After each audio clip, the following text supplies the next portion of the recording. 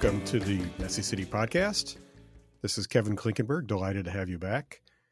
I have my friend and fellow podcaster, Steve Garrett, in the studio with me today. Steve, how you doing?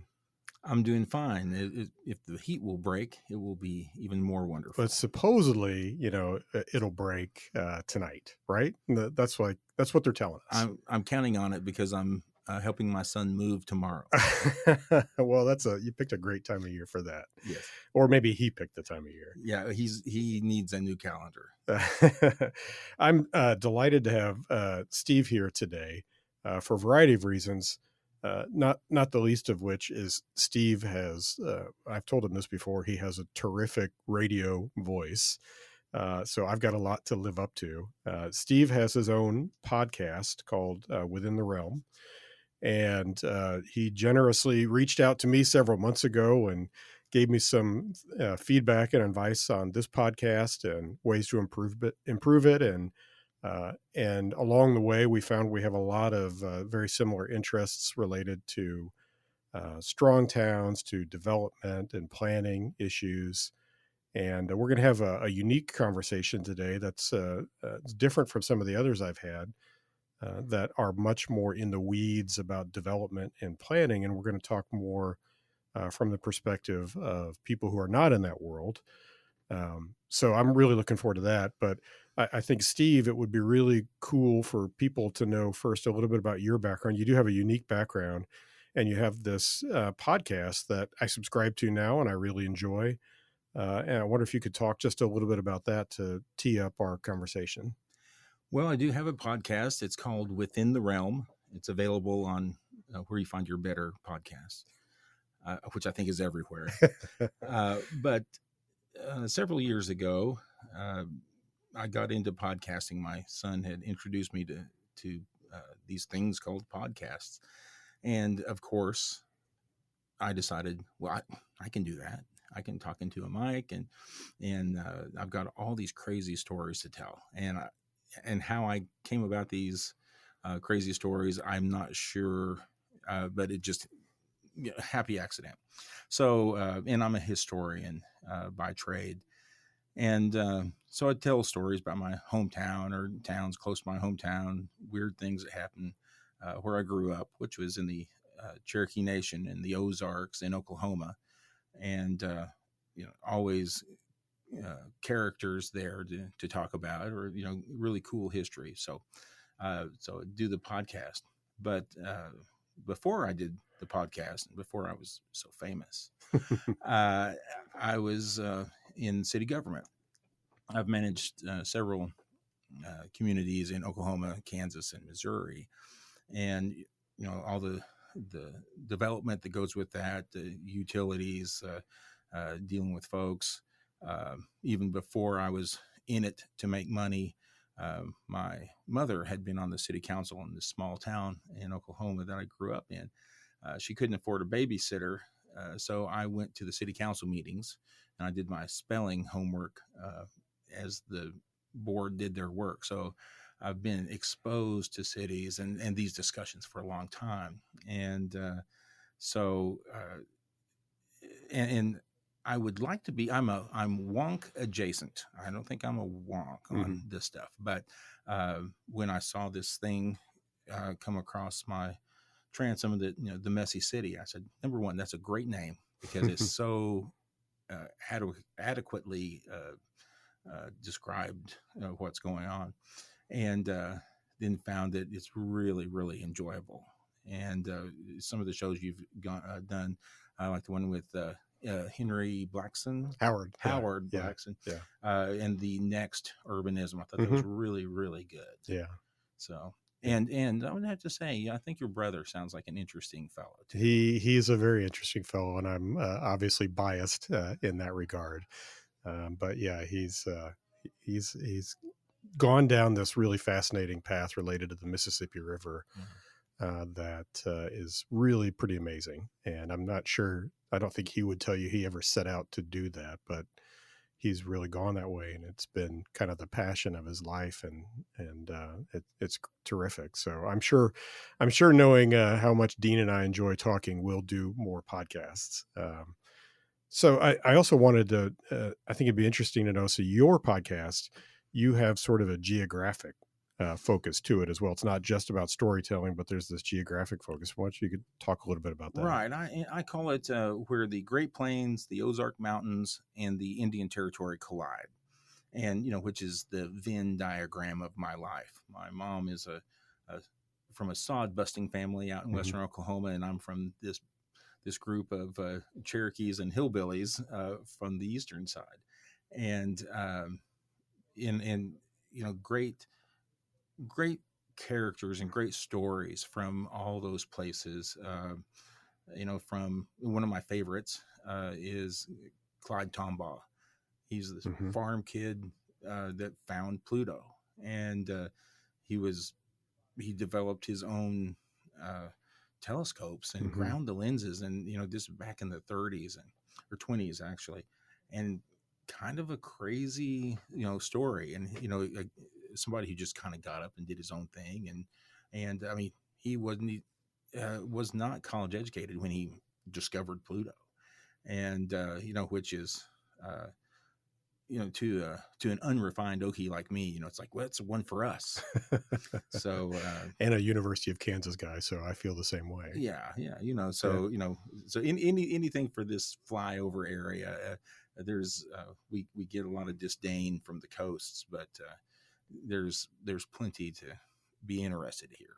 Yeah, I think part of the fascinating thing about the Pluto experience also is about every 5 years it seems like the scientists decide whether it's a planet or not, and I've actually lost track now on whether currently we think it's a planet or something else. Right. I quit listening when it was a dwarf planet. It's still a planet to Okay. me. I'm one of those Yeah. guys. I'm a science denier, I suppose. But yeah, it Pluto has gotten right up there with eggs. Is it bad for you? Are they good for you? No I don't know. Is kidding. it a planet? Is it not a planet? Yeah. So once they decide, I've given them instructions to let me know once you have decided, Yeah. and then I'll act accordingly.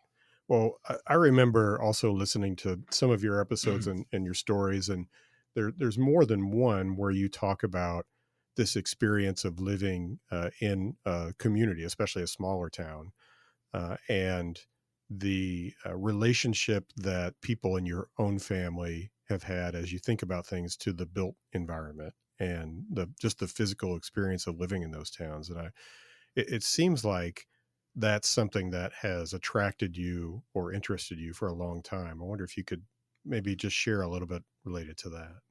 Well, and community is a big thing, and it's a thing that we uh, hear a lot about. And having grown up in a small town in a fairly isolated area, it's hard to know how unique or not unique that experience is. But one of the things that I do consider, the town that I'm from actually has the highest concentration of full blood Cherokees there. I mean, Hmm. 80% of the population has some um, Cherokee heritage, and so that's different than a lot of places. Mm-hmm. And when I was a kid, there were still people who spoke Cherokee only, Hmm. and so the culture was always there. And in the Cherokee culture, they have this thing called Gadoogie, and as with most other languages, it's a concept. It's not a word. You just can't translate Gadoogie into an English word because it's actually a phrase. And um, but it's kind of gelled around the idea of together. Gadoogie was the idea that when folks got a little too old to tend to their own garden, that sort of thing, we'll go over there and take care of that first, then we'll tend to ours. That was Gadoogie or Hmm. things like that. So we grew up with that concept. It was very much a Cherokee concept of community and the we. And we have to take care of our elders. We have to take care of the kids and that sort of thing.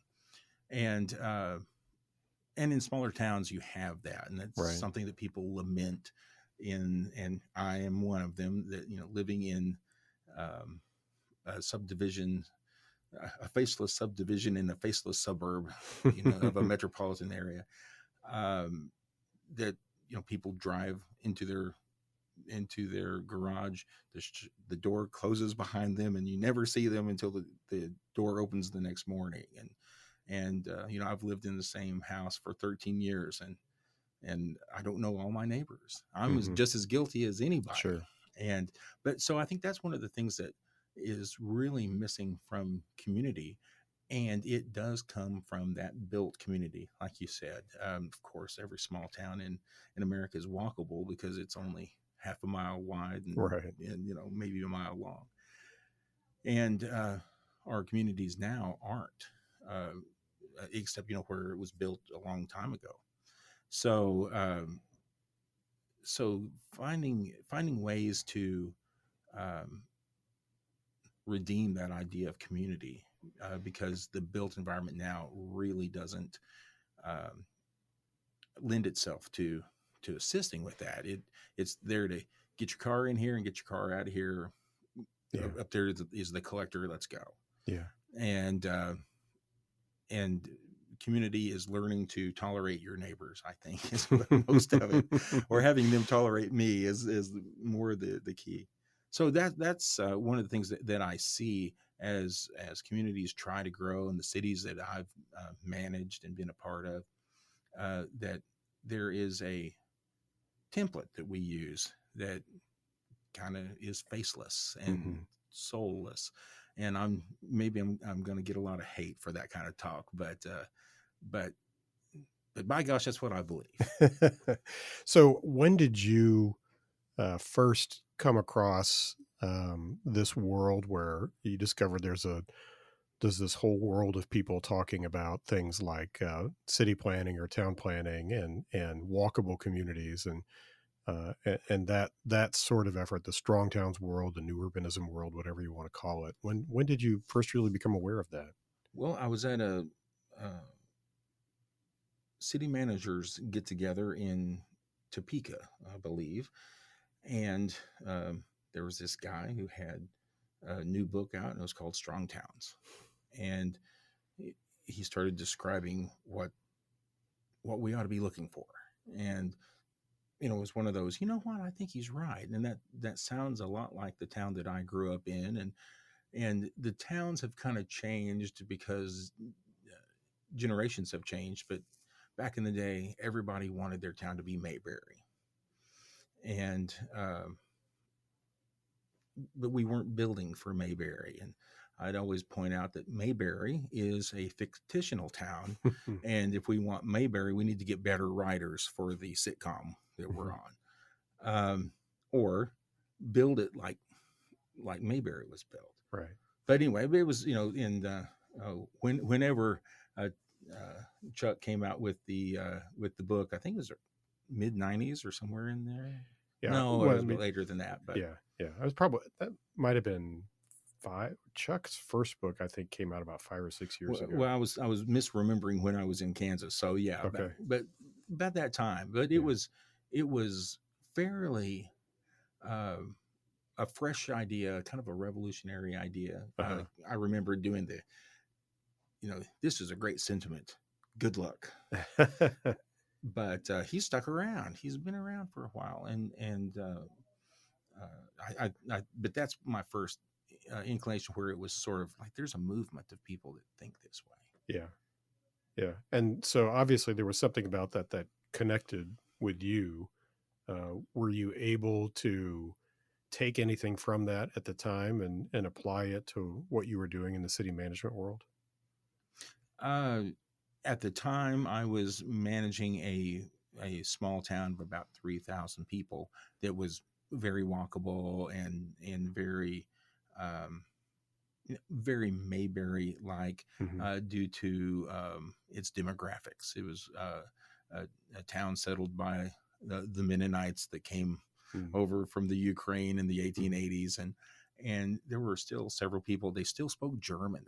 The older Hmm. folks still spoke German, and they knew the name of the ship their grandparents came over on, and so it's still very homogenous. So you had that community, that faith community that was there, that was central um, to the experience of that town. And so it was like, okay, we just kind of heap some more things on top of this thing, maybe a modern idea. But one of the things that I did see with those towns, things were changing, and um, people were moving in. They had a small university there, and that they were bringing a lot of people in to teach and in leadership positions. And it's like, this is not going to last forever. How do you maintain your community? And I suggest that um, in order for things to be simple, you need to be ready to be complex about it. And if you want things to be, um, you need to get into the game to keep things the way that you want them to be, or to make them the way that you want them to be, because communities don't happen. I think you create them or maintain them. Yeah, yeah, no doubt.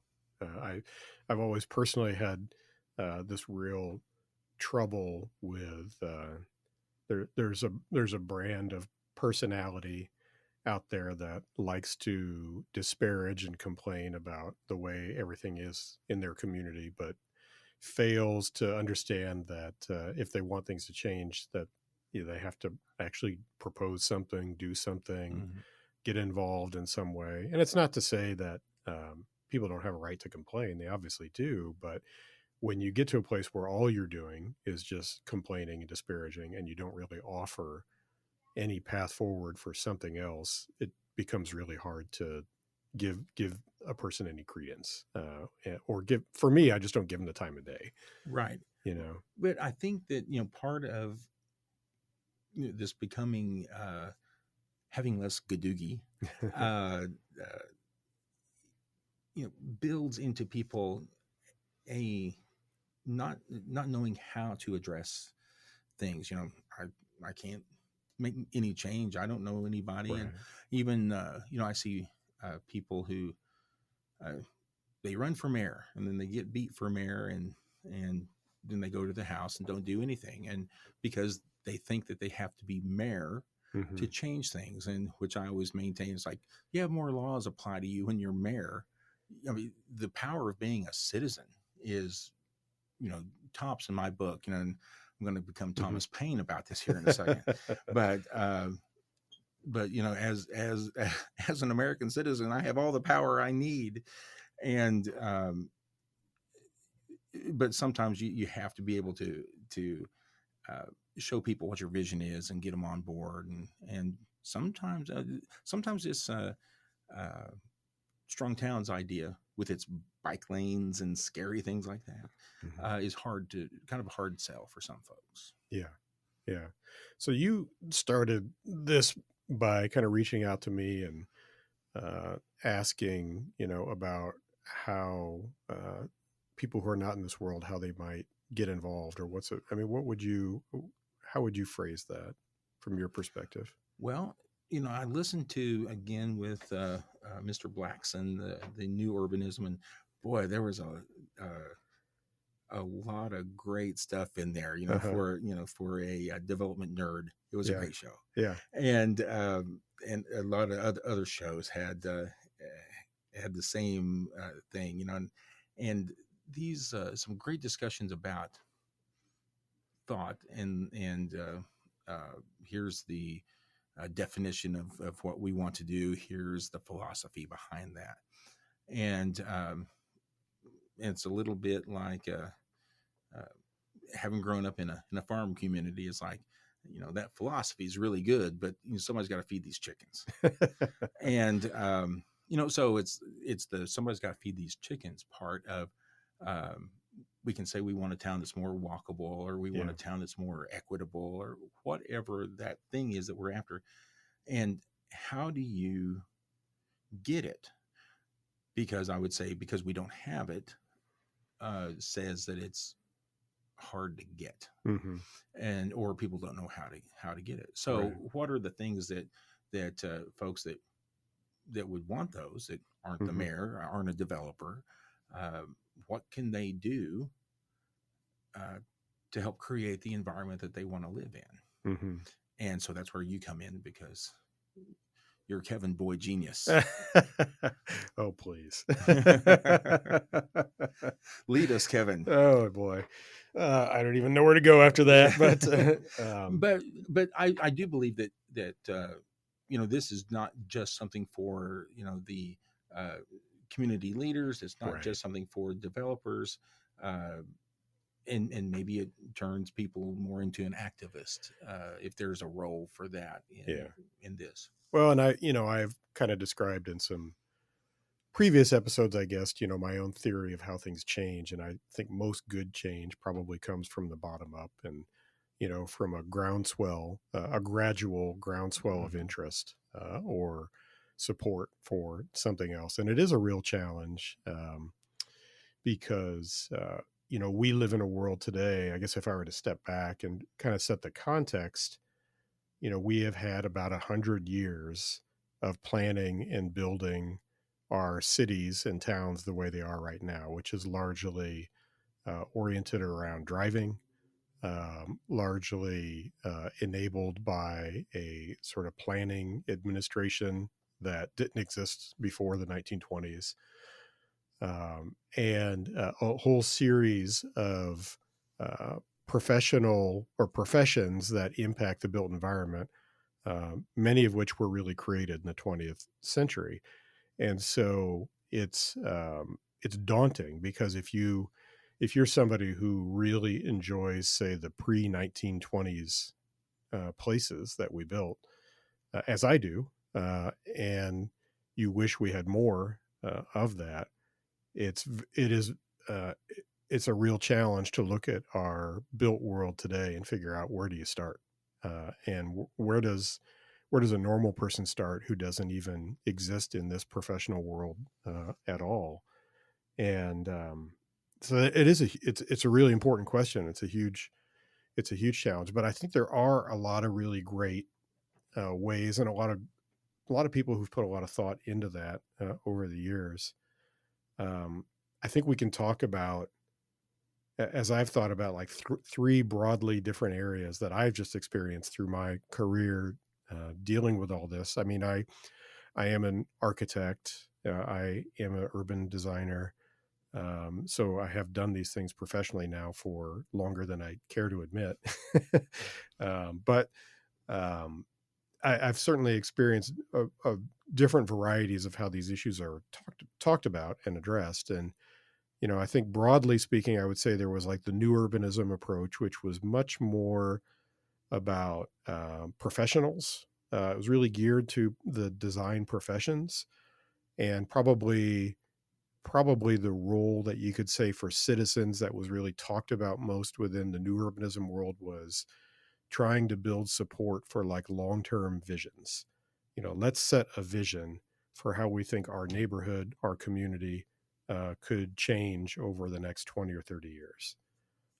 And so that's kind of limiting. There aren't a lot of people that maybe know how to get involved in a way to support, a visioning process. There were people who did it, and people in places that were successful, but it kind of works more through establishment organizations and professions. And so that was challenging for the average citizen.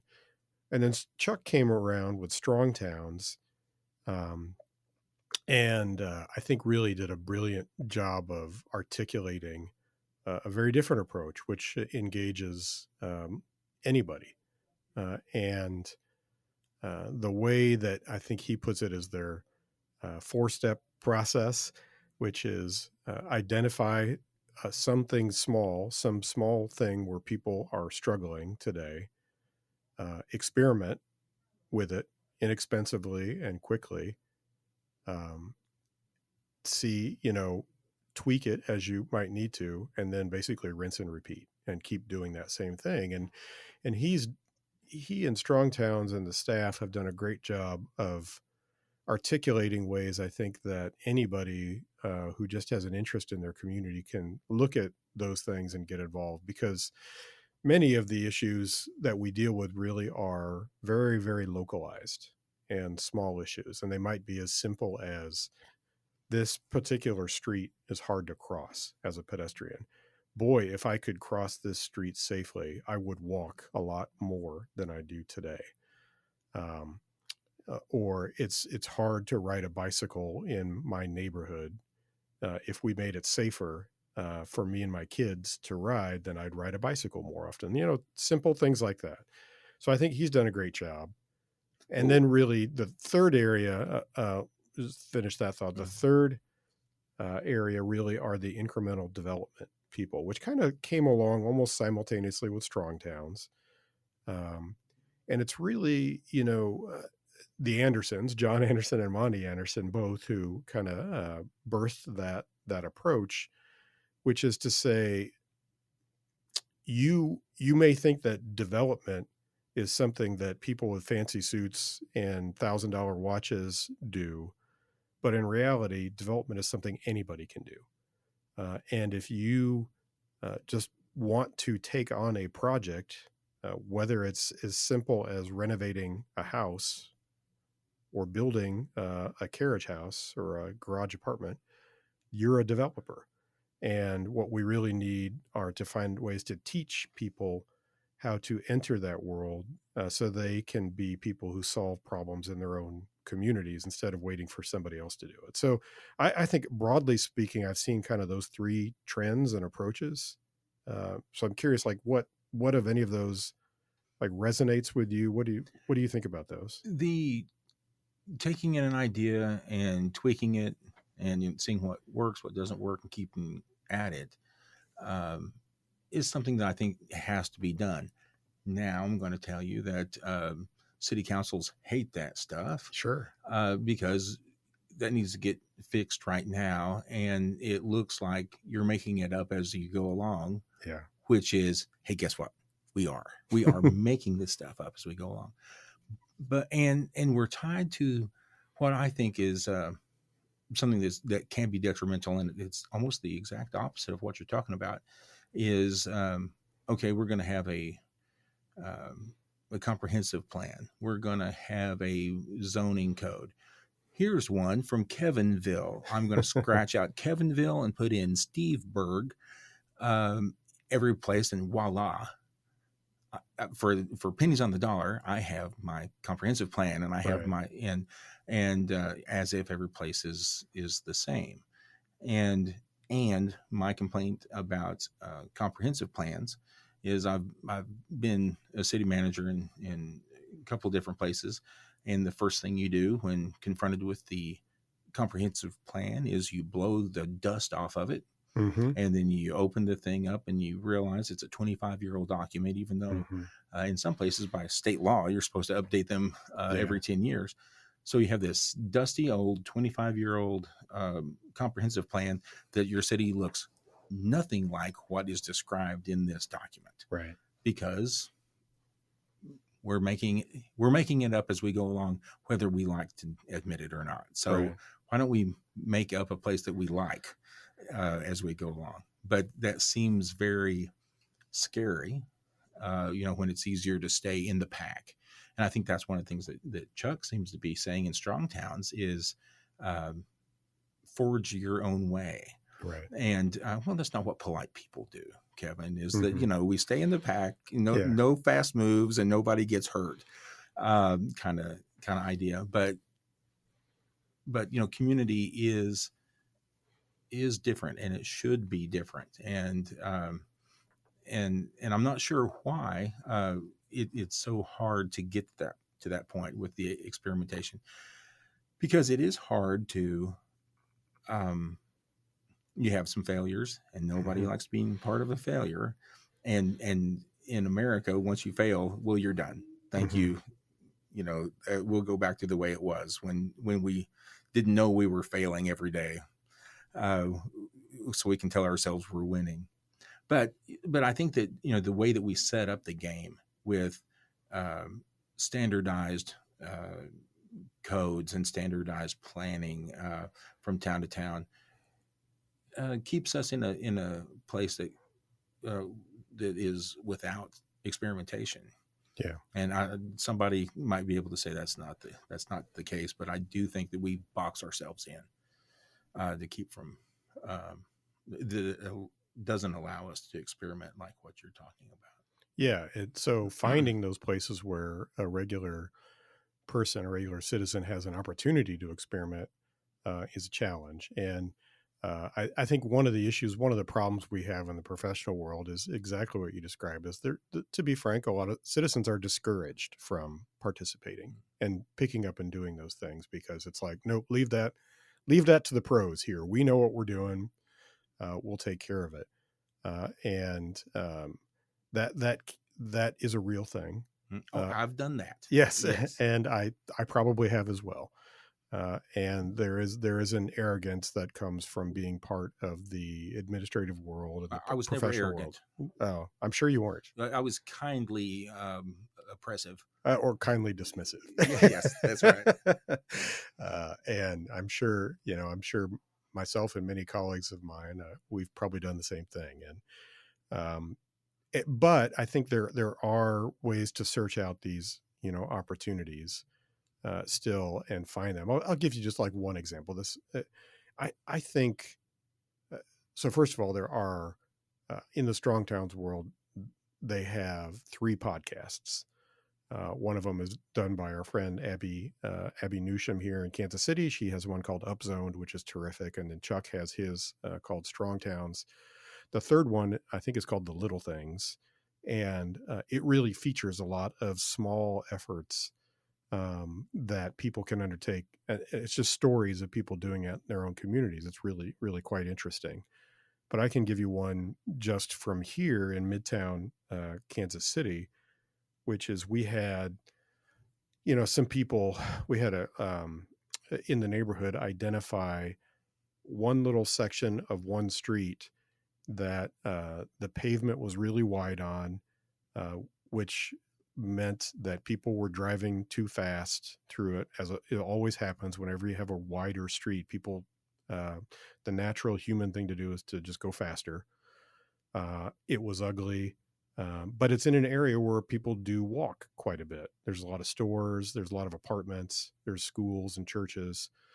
And so we had somebody suggest to us that some of this pavement could be reclaimed by just if we could find the money to move the curbs out, plant some grass, plant some trees, and it would be a real improvement. So our organization went out and we found the money to go do that. It didn't cost a lot of money. It cost, I guess a lot of money everything is all relative, but Correct. This particular little project cost us about, we fixed 4 sides of an intersection and then about 100-foot length of street. And we spent, I think, about $38,000 on it. And it's transformed that corner. It's far more attractive now. Over time, the trees that we planted, over many years will grow up and provide nice shade for the area. And it's we see people walking and enjoying that little location more. It was just one little barrier as a way that discouraged people maybe from walking around a little bit more in their own neighborhood. And so, that sort of thing, that alone is not going to change the world. But that sort of thing, if we can find opportunities to do that in lots of places, as we need to do, there are literally hundreds of locations in our city where we could apply like the same idea and life would be better for people who live here. Those are examples of some of the small things. Now, I think one of the things that you'll see through Strong Towns is they do things that are even smaller, much, much smaller than that don't cost, $30,000-$40,000. They might cost somebody like a few $100, a very inexpensive thing to try to experiment with. But, that sprung from people talking to us and us listening in our organization and then trying to help and figure things out. So I think there's, that's one avenue that I see. I don't know, what do you think about stuff like that? Well, and because I'm an old punk rocker from back in the day. All right, good. Anything described as being a guerrilla effort, I like. being a city manager, I would have, folks come to me and, we need something for the kids to do, or we need something for families to do. And, what are you guys doing about it? And in one city, we had a nice little half block downtown park. And sometimes you could reserve it. It had a stage, and it could be reserved, and you could have events there. But it was uh, my contention that you can do anything you want to, and it's not reserved. It's Hmm. open to the public. Are you part of the public? And they'd say, well, yeah. So, well, then go do something. Yeah. So we came up with an idea. They were talking about something for the kids to do. The town didn't have a pool, and this was in the early days of splash pads. Only, the most Mm-hmm. elite cities had splash pads. And, to me, I put that small town thinking uh, to use, and uh, got in cahoots with a dad of younger kids, and went over to the hardware store and bought half a dozen hoses and a bunch of lawn spraying devices, and we set it up, and we decided to call it the Squirt, SKWIRT. And on Wednesday afternoons we'd go set it up. He was home on Wednesday afternoons, and during the summer we'd set it up and just say, come on out. And but if you're going to reserve the the park, it becomes one of those, oh, well, this sounds dangerous, you need to provide us with some insurance, co-insurance and that sort of thing. So our idea was just make it people doing stuff. Hmm. And that started to grow, and someone decided to do a movie night in the park, and one of the businesses downtown partnered with them, and it was a restaurant, so come get your meal here and then go across and have this. And it was all citizen driven, because um, if it had been the city doing the movie, it would have been all Benji and Herbie the Love Bug all the time. Hmm. And they showed, some pretty new movies, and things that they were able to license and get and that sort of thing. And it really didn't cost all that much money. And one of the Right. banks actually provided the Yeah. funds for that. And but to me, that ticked a lot of the boxes for me. It was citizen driven, Yeah. cooperating with local businesses, and it became um, the Chops Barbecue screen, because the guy bought the screen, and have some Central Bank popcorn, and that sort of Right. naming rights was a big deal for them.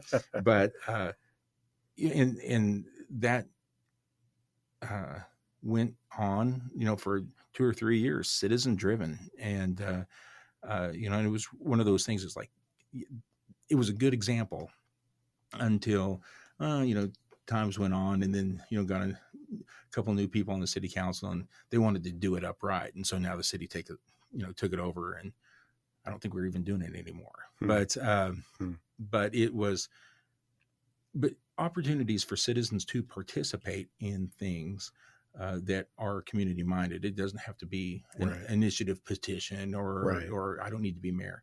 Right. And I thought that was a great community building thing. It was a very small thing, I guess, but it was a very big thing to Absolutely. people Yeah. to people who wanted to see a free movie at the park. Well, So I think, like I said, the unfortunate reality is when we shifted to a very professionally administered approach for cities, which originally started in the 1920s, but then kind of grew gradually. Obviously, there was a right, 20-year period where not a lot happened with the Depression and World War II. But it really kicked in after World War II, and we had this idea that we're going to put really smart people in charge who have very specific technical expertise, and we're going to hand over the running of our cities to them because they know better. And that seemed like a really good idea at the time. Um, it, the downside has been is it had this effect of really discouraging ordinary people from getting involved and doing things for themselves Mhm. that they might have an interest in. Well, and the world that we're living in is sort of handed to us Yeah, here. exactly. We've scratched off Kevinville and we've put in Right. Steve Berg. Here you go. This is the Right. town you're living in now. Yeah. And yeah, I think that that's, and I'm not even sure what the way to get back or to create a new path towards that, Yeah. an effective path is. Well, I think one of the things, again, part of the strong towns thesis is that we have built vastly more infrastructure than we can afford to ever maintain in cities and towns of all sizes, and that uh, there's sort of a quiet fiscal default going on all over America. It's not really called that, but you can see it in services being cut back and things maybe not getting done that used to get done, and less ability for city government to take on things themselves. So what that does is it opens doors for people to fill gaps that need to be filled. And so, like your example of, yeah, the movie night in the park, which might have been a function of a Parks and Rec department at one point, but now the Parks and Rec department doesn't have the capacity to do it. Well, citizens themselves could figure it out. They think it's a cool thing to have. Let's go do that. The small maybe the bandstand in the park, it needs some renovations, and that might have been a function of city government, and the city maybe can't find a way to pay for it for a variety of reasons. So private groups come up and figure out how to get it done as well. I think uh, I think people just have to be aware that there's more opportunity now to fill gaps that are not being filled, and just be persistent about it. Um, and I think there's also a different attitude. I would say people our age and younger. Um, I'm 53. You're probably about the same age. I'm older than you, Oh, but thank you. well, you look good. So, Wow, I'm gonna mark that one down. you're not much older than me. Not much. But I think there is a different attitude even within city administration with people our age and younger who are more welcoming of partnerships like that, and people taking on efforts that they know that they just don't have the capacity to get on with themselves. So, Well, and we have this giant generational change that yeah. is going to be here and a thing. Well, it already is a thing. But I know 10 years ago we were talking about now these millennials are going to do this or Mm-hmm. whatever, and and they're a big generation, and gosh, we're already into Gen Z Mm-hmm. uh, being something that we have to think about, and these younger generations see the world vastly different than we see them. Mm-hmm. I happen to agree with them, even though I'm an older guy. I'm hip enough to hang with the kids, but but their values strike me as very different than the built world in which we live in. Yeah. But that's the one that they have to work with. And so I think that there might be some rub as the generations change hands. Yeah. And that's something that it's hard to talk about because it's such an unknown, and a lot of people have a lot of uh, angst tied up in that. Yeah. And there's a lot, there's no question there's a big difference in the interest in, say, urban living or whatever you want to call it, walkable cities. There's a vast difference by age. And my feeling is that's something that happened gradually, over time.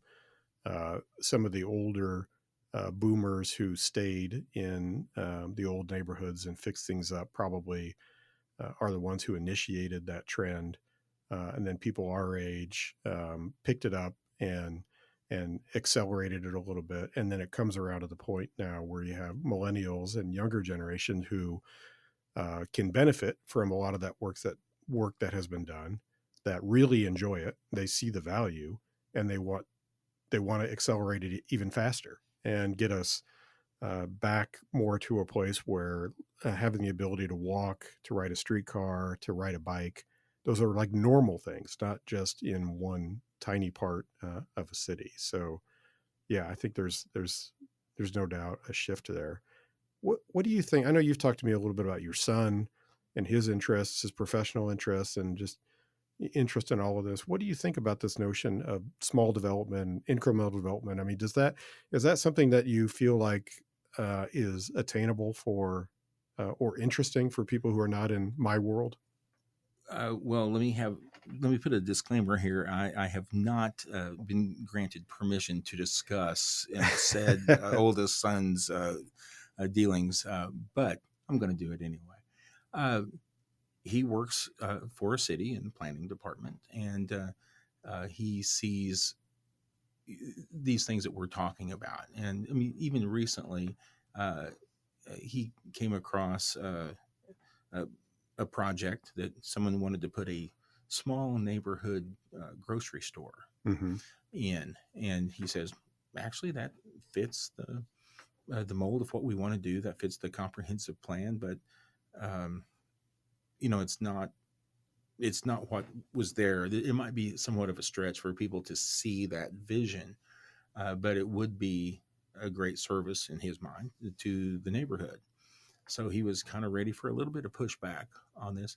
He took it to the planning commission, and they approved it. So he said, "Okay." So there's some folks that see the world somewhat the same way that I do. Um, but I've warned him that there are some people who um,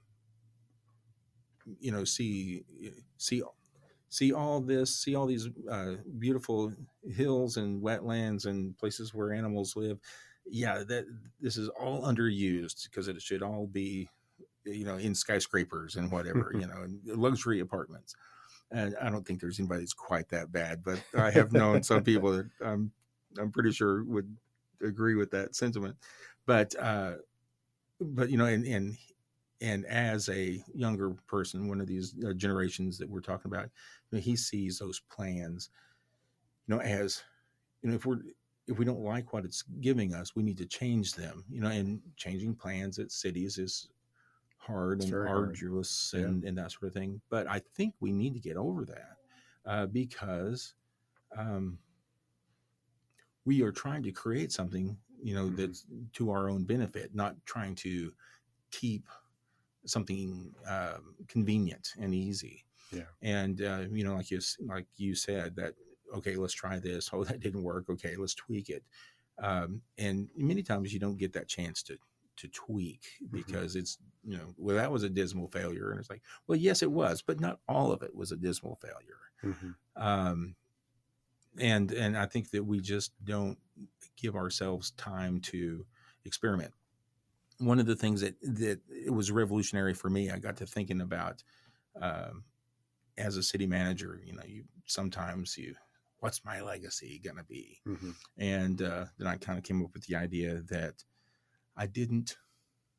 I wanted that something to happen in 20 years from when from when I was the city manager, that they would say, hey, that guy, whoever that guy was that was the city manager 20 years ago, he set us up for this good thing here. He wasn't an idiot. Mm-hmm. They wouldn't know what my name was, but you have Mm-hmm. some people who really want to have some sort of legacy. Communities are going to be here for years and years, we would hope, but for the most part, they're going to be here for years and years after we're gone, and that we're here for a limited time, and that you want to set that community to continue to grow with a different generation, a different thought, different things are going to happen. But so many times that we view ourselves as um, finite. Mm-hmm. This is when I'm dealing with, and I don't know that we look to the future quite like we were able to. Uh, you being an old guy, back in the space age, Yeah. we look to the future. It seemed to me Yeah. we look to the future a lot, and and uh, and maybe it's just hard to look to the future because um, so many of the things that we have now, as we were kids, was um, science fiction from the 23rd century. Right. And, now it's 40 years later and Yeah. it's the thing. So, so I don't know if it's all that alien technology or whatever that some of my conspiracy-minded friends want me to believe, but um, but I don't know that we know how to look to the future very well, Hmm. and I don't know if that's a lack of imagination or just because we have it's coming so fast we don't know what it's going to be like. Hmm. Well, let me try to connect a couple of threads because I mean that Thank you. Someone needs to. well, it occurred to me while you were talking about that um, yeah, I agree. We've got to find a way to we've got to find a way to have those visions for the future. I mean, I've done so many of those for neighborhoods or communities that I obviously have a bias that I think those are important. I also think they're hard. I think they're often done very poorly. They're often done in ways that give people a false sense of hope about what can really happen in a time frame. But I also, am of the mind that you have to give people something exciting to think about for the future because that's just part of life. You want to have something to aspire to. Uh, an individual wants to have something to aspire to, and I think a group of people needs to have something to aspire to as well. So I think those visions are important. I wrote a piece a while ago, about 10 or 15 years ago, called 10,000 New Developers. And it was really about this whole notion that I think, if every one of, I just simplistically thought about like the 100 largest metros in the country, if each of them had 100 new small scale developers, like what that difference would make for those communities.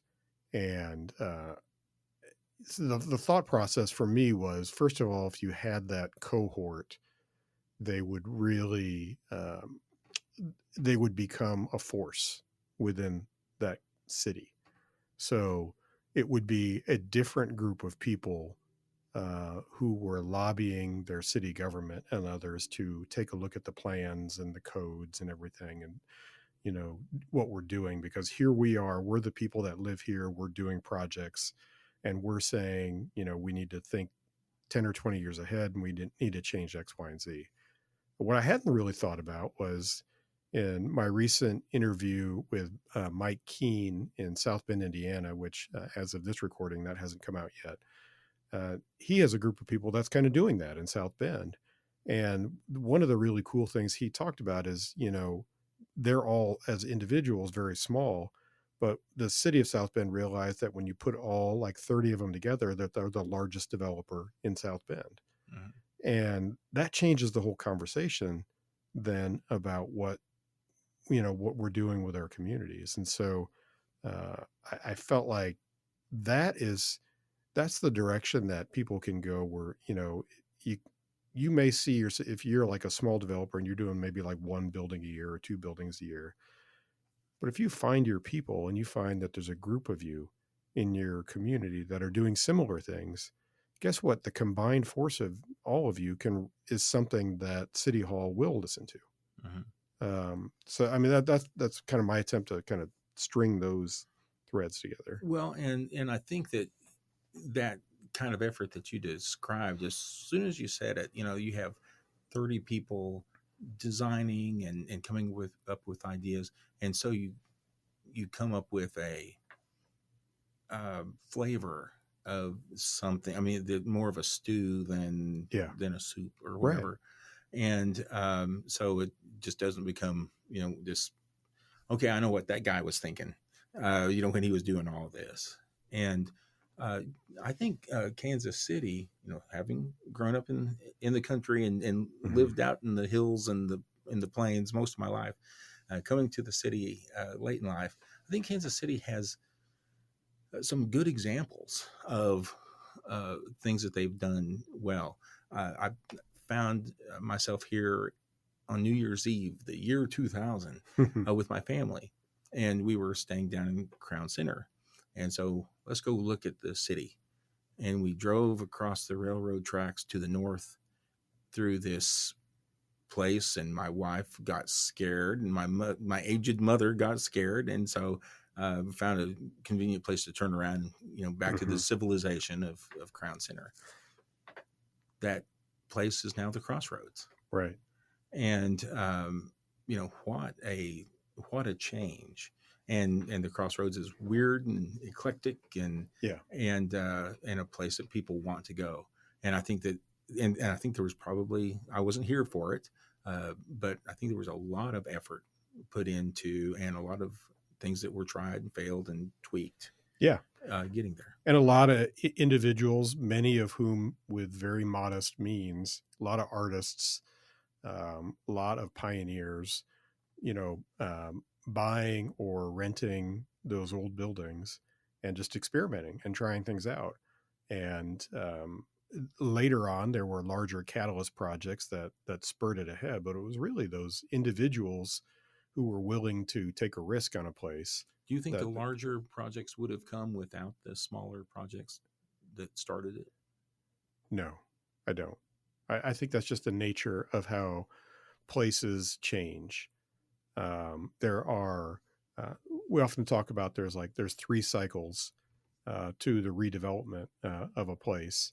The first cycle are the risk oblivious, which are people like artists and others who are not really concerned with risk. Um, the second are the risk aware, which are people like developers who, once something has been established in an area and something is interesting and there's some culture and life, the developers take a lot of risk, but they're aware of the risks and they're willing to take them. And then the third category are the risk averse, which we used to describe as like dentists from New Jersey. People who are they're not interested in risk at all. Once everything's taken care of, Right. then they'll move into an area. Right. And I think you see that cycle over and over and over again. It doesn't necessarily have to be artists that start it, but that's one stereotypical group of people that often are very oblivious to risk and don't care, and they'll go into a place and they'll create life there, which is pretty cool. So what I hear you saying is that the average citizen should take their retirement nest egg and go buy a decrepit building somewhere and go for it. That is not what I'm saying. Okay, This is okay. nothing here is financial advice. This is not to be understood as financial advice. But I do think there are lots of ways for people of all ages to participate in something.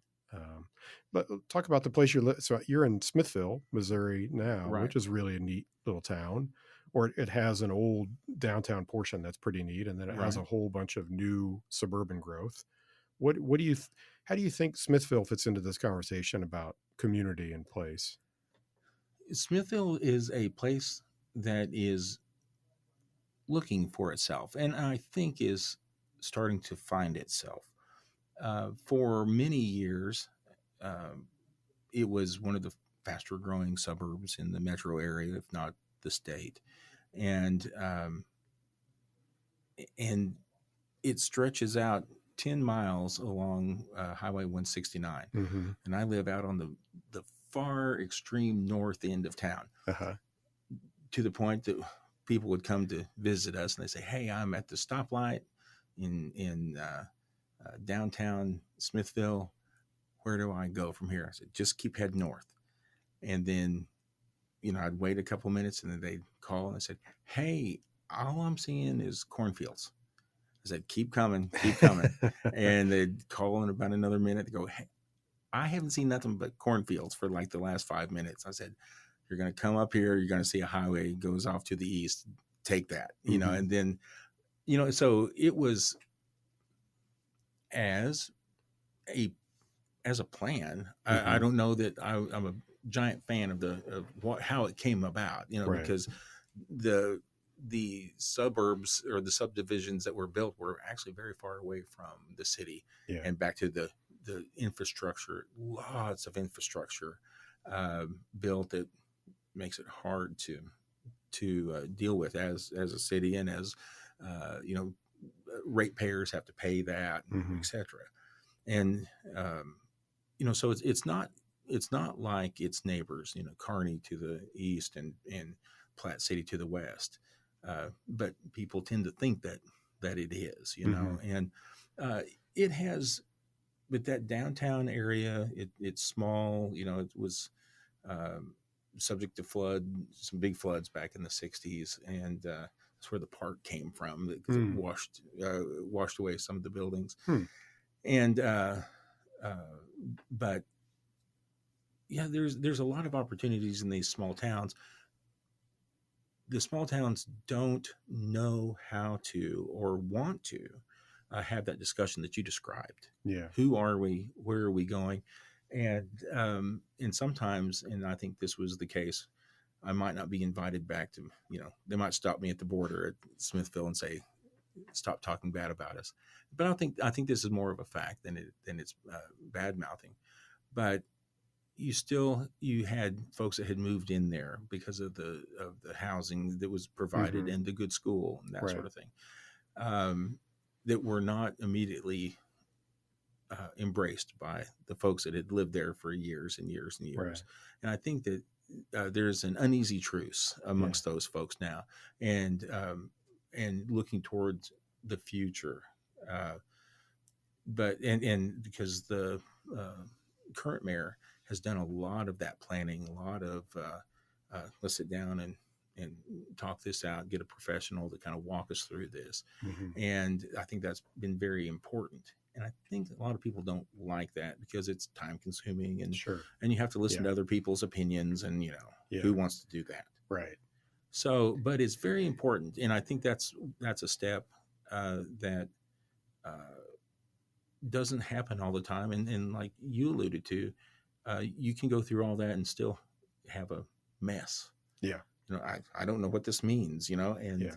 so, but even if you have a mess, I think it's very, very important to have community wide discussions, and we just don't do that much anymore. I do know it may be interesting for the mayor and others. I just know friends that have been involved. Pleasant Hill is a kind of a similar community on the Mm-hmm. southeast side of the metro that just went through pretty intense visioning process that I think would be interesting for Smithville. Pleasant Hill is probably a little smaller. Smithville is probably a little further along in terms of being part of the suburban growth Uh-huh. pattern of Kansas City. There are obviously a half dozen other communities like it around the metro. It kind of always strikes me that communities like Smithville have the blessing and the curse of the state highway. You Yes. know, the state highway gives you direct access into downtown Kansas City quite quickly with very little traffic, really, in comparison to other routes in the metro. But it has the curse of once it enters the Smithville proper, it becomes like, in Strongtown's lingo, a strode, like every other strode. And And it's we're adding stop signs all the and time. it's just, yeah, kind of placeless development that is anywhere USA. I will confess that years ago in my presentations I used to give around town about how not to do things and how to do things, in my opinion, as good planning, I used to have a picture of the library in Smithville off the side of the highway as just like, why is the library stuck off the side of the highway like it's in an industrial park, instead of actually integrated into the fabric of the community where kids could walk to it, people could ride their bikes to it, etc. And that is exactly it. That you have some secluded neighborhoods that have their own thing going, and, Right. and with their HOA, and they have their own pool, and there's some walkability within those subdivisions and maybe the neighboring subdivision. But uh, Smithville built a new school out Mm-hmm. north towards us, and um, this was while I was city manager, and it was on a county highway, a Mm-hmm. state highway, and not a lot of traffic, but enough that, and no shoulder on it. Kids aren't going to walk on this. Yeah. Kids still walk to school, and they have a crosswalk. But Mm-hmm. you know, I don't know that I wouldn't be excited about my kids walking to school, but my Yeah. kids were more daredevils than other children. But and to me, it's such a shame because it could be one of those things, and people wanted that. And so how do we work to get that? One of the things that we did was, because it was a state highway, we don't have any say over that. Right. So we traded the state. I can't remember what it was, but the city took that over. Okay. And you're going to do this for us, and we'll take this over. And which we at the time thought was pretty important, so that we could have control over that stretch of road. And I think they're blacktopping it as we speak. So and that was a small thing, I believe, but I'm not sure what the plan would be now. Yeah. But when it was a state highway, the plan didn't matter because it wasn't ours to do. So things like that, and there were people who thought that was a big mistake, because now we have, 3 more miles of road to pave. Yes, that's true. But we also had 3 more miles of road that we can control. Yeah. Which was hindering some of our development, I believe. Yeah, and that's an interesting trade-off that many communities wrestle with, which is that the ownership versus control, and really how much is the state doing for you anyway in terms of maintenance. Maybe in some cases they maintain a lot, and maybe other cases they're not doing much anyway. Well, and it was a lettered highway. So the interstates, big snow, right? Big snow comes. Interstates get first treatment, numbered highways, and then lettered highways. Okay. So they're out taking care of what they need to take care of. The interesting thing is we're waiting for the state to get to the lettered highways, which we use as collectors. Right. And so it's like, and we'd go out and we'd clear the streets in your suburb or a subdivision, sorry. So you can get out to this road that's not cleared, and, so it's okay. What do we need to do? And, so I think thinking like that was a long-term vision. And I think it was a risk, it was, some people see that as an additional expense, which it was, but what do you get, what comes along with that? And I think you have to think about that. Yeah. Well, despite my criticisms related to the state highway, I mean, I think Smithville is a charming community. I love the little downtown. I think it's clearly gotten better over the years. There's more events going on. We've been up there a number of times, bring the family up, and the combination of the downtown and the lake being there is really a pretty cool and unique deal for the metro area. And closest lake to downtown. It is, and it's a beautiful lake, very nice lake, and it's got that amazing Halloween event in the RV park right next to the dam, which our kids just adore. We've had so much fun doing that, so I'm sure we'll be up many more times. Well, and that's one of those things that there was always this competition. It was a friendly competition between Smithville and Kearney. And, and we'd always point out, Kearney's got the interstate. Yeah. Kearney's always going to be more attractive because it has, 4 lanes going, in and out of it. But Smithville has the lake. Yeah. And, what is it that, makes your town different? You just can't, scratch off Kearney, put Smithville, because there are different geographic and ethnic and communal features in each town, and I think you have to figure that out. Yeah. And there were times when I don't think people. There were still people that were mad that the lake was built in Smithville when I first got there. My granddad used to farm that down there. Sure. It's like, it's like, okay, well, it was always a lake when I got here, and people love to boat on it and do things. It's a great asset to have. Yeah. I think if I were a community, I'd rather have the lake. Agreed. Totally agreed. It's an incredible thing. We've done a little over an hour. We should probably wrap it. Do you want to take a shot at the messy city question? You've probably heard this before in other episodes. Well, run it by me and let's see what we can do. Okay. So the podcast is called The Messy City. I like to ask people of a favorite place of theirs. Could be a a neighborhood, could be a town or a city that seems to fit that bill, that feels a little more organic and bottom up, and not perfectly planned, but nonetheless very enjoyable. Do you have something that fits that bill? Or what do you think of when Well, I mention? I think of different places at different times. Um, I don't know. I think they're less messy now, but there was a time when uh, downtown Oklahoma City Mm-hmm. was, trying to become something, and it was one of Yeah. those neighborhoods you didn't drive through, suddenly became the neighborhood you went to for fun. And recently a friend took me to a Thunder game there. I Uh-huh. think it was the last Thunder game they had before the pandemic hit. And That's but not recently, Steve. well, when you're as old as me, decades seemed Yeah. like years. Yeah. But what struck me was where we parked to walk over to the arena. Um, I got out and I looked around and I said, "Oh yeah, uh, that's the street that you never went past because you would certainly die here, where Yeah. we just parked." And you know, and and it was the place where people came, and there was a lot of uh, opportunity for people to gather, and not Mm-hmm. just the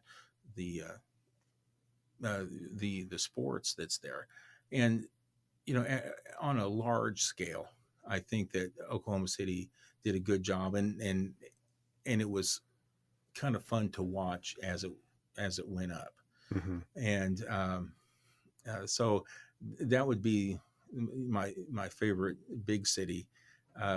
Siloam Springs, Arkansas. Have you ever been to I Siloam? haven't been to Siloam Springs. This is my wife's hometown, Okay. and it was a quiet little town of upright and wonderful people that it sits right on the state line, and they always look down their nose at people that came from the wrong side of the state line, like Mm-hmm. me. Um, but they have, I think, it's been named one of the most livable cities uh, in the United States, and they've done a lot with their downtown. They have a growing college there, John Brown University. Um, they've done just things that really the town has a great vibe. Mm-hmm. Now, the last time I drove through town, I noticed that they have a Whataburger now, Uh-oh. They've hit the and big time now. yeah, and they have the Pie Five and the whatever, Yeah. and out on the bypass, they look like just another Right. place. And now, a friend of mine used to be the mayor there, and so if he hears this, he'll probably get mad at me. And maybe that's what bypasses are for. Is for that's where the Yeah. Whataburger goes and the Jimmy John's goes. And not that I dislike any of these places, but they've got these crazy, handmade ice cream shop downtown. That's great. These sugar-free flavors that you can't tell are sugar-free, and Mm-hmm. and just the shops that you go to and you go, this is weird and lovable and all that. And I guess again, the bypass isn't the place for that. You need to slow down and enjoy it. But I don't know. Um, it seems sometimes that you take your eye off of that thing that makes you endearing for the quick and easy Yeah. payoff. Yeah. And I might be wrong about that. Hopefully I'm wrong, but Siloam Springs is a interesting place to spend an afternoon. Well, I'll have to add that to the list. I love that part of the country. I love Northwest Arkansas, Northeast Oklahoma, that whole area. It's just beautiful. A lot of really cool little towns and dramatically growing towns. But It is amazing. I think once I left, it started growing. So that you were the key, clearly. get this guy out of here. It's going to be great. Yeah. So that's really cool. And I've been to Oklahoma City twice in the last year and agree. It's amazing how much has changed in that community. So And it used to be a depressing little It did. dirty place. It was totally depressing. And it's really, there's been a transformation in that downtown. That's really cool to see. Yeah. Well, Steve, you can find Steve at Within the Realm. Great stories that are often fairly short. So easy listen, 10 or 15 minutes, a lot of the episodes. Right. And I highly recommend. So thanks so much for joining me. Well, thanks for having me on. Appreciate it. You bet. Take care.